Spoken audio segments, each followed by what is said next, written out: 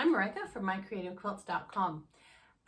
It was a little over a year ago when I bought my first long arm machine. Some people call it a mid-arm. It was a Qnique 15 Pro. I loved it. I used it until just about a month ago when I upgraded to a 21 Pro.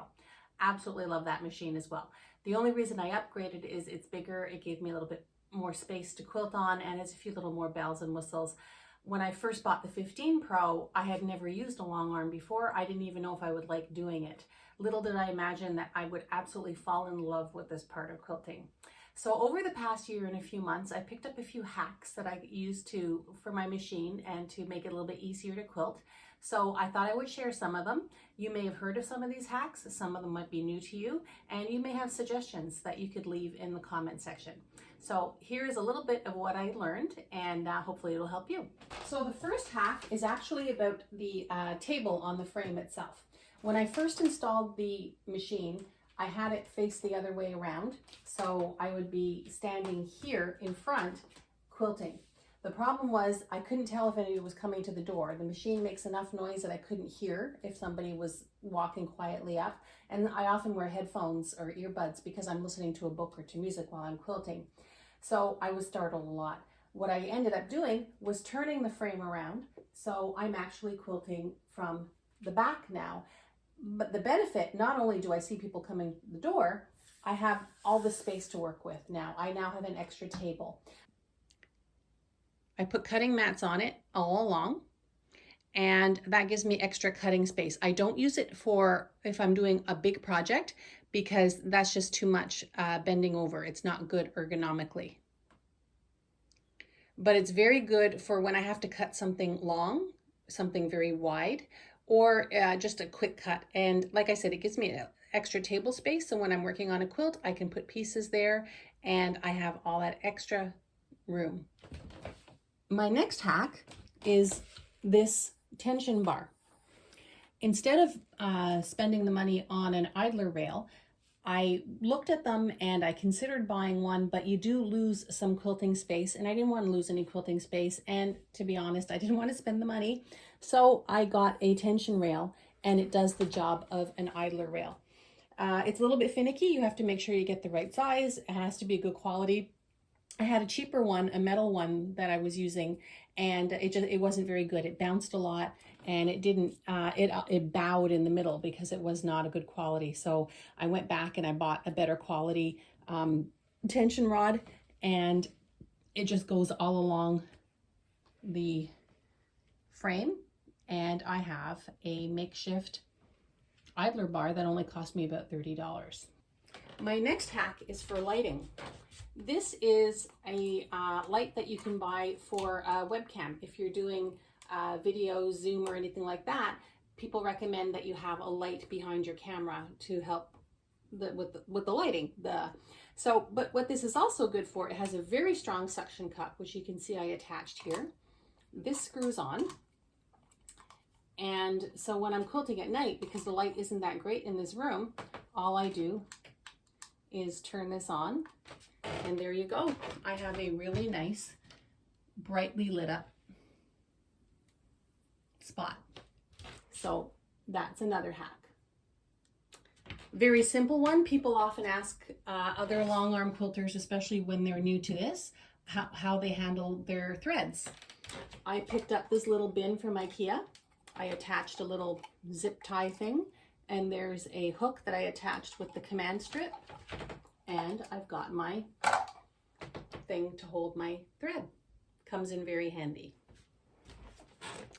The next hack is to make quilting easier. Now, when you're long arming a quilt, or if you're sending a quilt out for long arming, you're asked to put at least 4 inches of backing fabric around the quilt. The reason for that is we need to be able to fasten it with the clamps. We need to fasten it to the leaders, and we need to fasten to the clamps. Sometimes, for whatever reason, and it happens, you don't have a wide enough backing. Now, an easy solution would be to add a strip of some sort of scrap fabric to make it longer. But if you don't want to, or if you can't, I came up with this hack. Now, I use red snappers to attach my leaders to my backing. If you don't know what a red snapper is, it's easy to find. Just Google red snappers. It's consists of a little red tube and a clamp. So what I did was I had extra red snappers. I cut them to size. I sewed a pocket in a scrap piece of fabric. I did it for two, one for each end. And then I can extend my backing by putting this underneath, attaching it with my red snapper cover, and then I can pull this and attach it with the clamp. This is really handy because if the clamp is too close to the fabric, the top, when you're quilting with your machine, the bottom of the machine, the bed of the machine, especially if you're using a table because you're using ruler work, it hits against the clamp and it gives you a jolt and it affects your stitching. So that's another hack that I came up with, and it works really well. Now, sometimes you don't need to do this. You do have enough space, but it's just, your machine bed is just hitting it. So then what you do is you take a stick, or in this case, I have this piece of wood, and you put it like this over the bar. So it's over both bars. And then you do your clamping. And what it does is it lifts it just enough so that as the machine bed comes underneath, it doesn't hit the clamps or whatever you're using to hold it. So you can do this as long as it's a firm rod. It doesn't have to be something as big as this. It's just something that I happen to have. Some people use the yardstick. Whatever you happen to have, that works. In order to keep pins and needles close at hand, I rolled up some batting and with double-sided tape, just stuck it to the side of the machine, or the front of the machine. Now I've got a pin cushion, and my needles and my pins are always accessible. I find that really handy. One of my better ideas. And finally, my last hack of the day is something to help you keep a little bit organized. So when I'm loading a quilt onto the frame, I know how far I want the top to be from the frame. I always measure that because as I roll up the frame, I move it down and I keep measuring. But I have a bad memory. I'll take a number in my head and I'll forget it by the next time I need it. If I write on a piece of paper, I'll lose the piece of paper. This is where your frame comes in handy. Let's say the top is 14 inches from the edge of my frame. You take a water erase marker, write it directly on the frame, 14 inches. When you're finished, all you have to do is take a little bit of alcohol, a little bit of rubbing alcohol on a piece of batting, and it's gone. It was never there. So you can leave notes for yourself on your frame, believe it or not.